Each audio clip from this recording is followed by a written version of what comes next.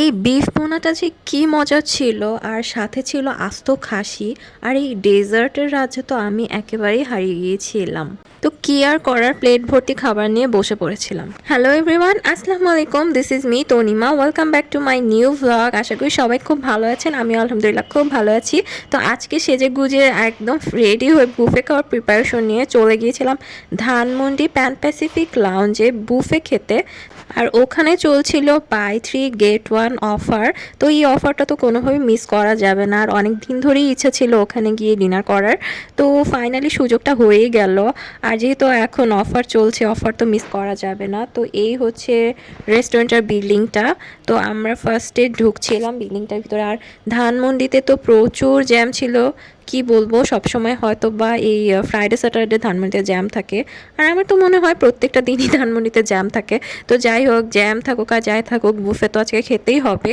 তো আমরা ফার্স্টে এখানে গাড়িটা পার্কিং করে লিফটে উঠে গেলাম, দেন ভিতরে প্রবেশ করলাম। আর ভিতরটা খুবই সুন্দর করে ডেকোরেশন করা ছিল, একদম মানে কি বলবো, রয়্যাল একটা ভাইব দিচ্ছিল।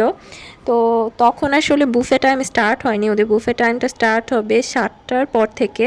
তো আমরা যদিও 7:10 আগে পৌঁছে গিয়েছিলাম। তো আমাদেরকে ফার্স্টে ওরা ভিতরে ঢুকিয়ে বললো যে ওখানে কিছু ড্রিঙ্কস আছে, তো ওগুলো খাওয়ার জন্য। ওখানে বিভিন্ন ফ্রুটস জুস ছিল, তারপর মকটেল ছিল। তো এখানকার ভিতরের ডেকোরেশনটা এরকম ছিল। আর এখানে অনেকজন বসার ক্যাপাসিটি ছিল, মানে আপনারা যে কোনো ধরনের বিয়ের অনুষ্ঠান বা বার্থডে প্রোগ্রাম এখানে করতে পারেন।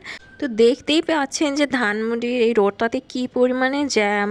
তো এখনও অনেকেই এসে পৌঁছায়নি, আমরাই অনেক আর্লি চলে এসেছি। আর আমরা তো 4জন গিয়েছিলাম, তো আমরা ফার্স্টে 2জন এসেছি, আর বাকি 2জনরা আসছে মানে অন দ্য ওয়েতে। তো যেহেতু জ্যাম, তো আসতে হয়তো একটু লেট হবে। তো যাই হোক, আমরা একটু ঘোরাঘুরি করছিলাম। আর এখানে জুস ট্রাই করলাম, কফিও ট্রাই করেছিলাম।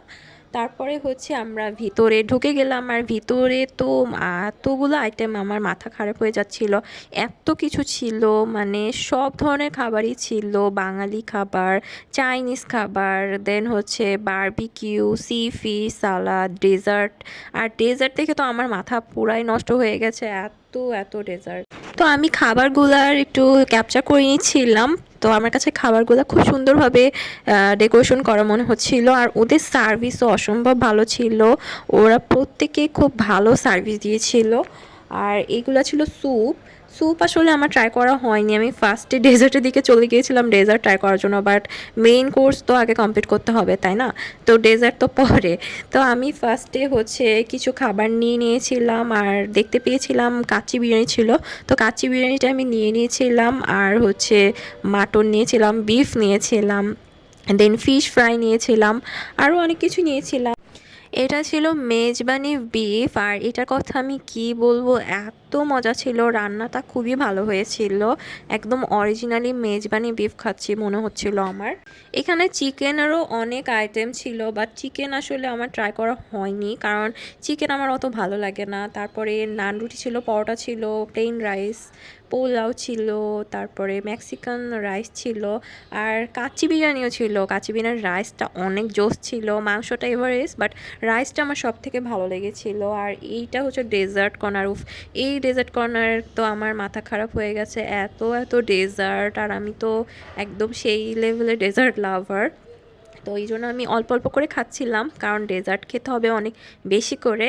তো এই জন্য আমি ফার্স্টে ডেজার্টের আশেপাশে ঘোরাঘুরি করে একটু ভিডিওটা করে নিলাম, কারণ একটু পরে তো সবাই নষ্ট করে ফেলবে। আমার ভিডিওটা যদি আপনাদের ভালো লাগে তাহলে কিন্তু অবশ্যই লাইক কমেন্ট শেয়ার করে দিবেন। আর আমার এই ছোট্ট চ্যানেলটিতে একটু সাবস্ক্রাইব করে দিবেন, তাহলে আমি অনেক হ্যাপি হয়ে যাব। আর আপনারা এইভাবে সাপোর্ট করলে আমি হচ্ছে আরও নতুন নতুন ভিডিও আপলোড করব আপনাদের জন্য।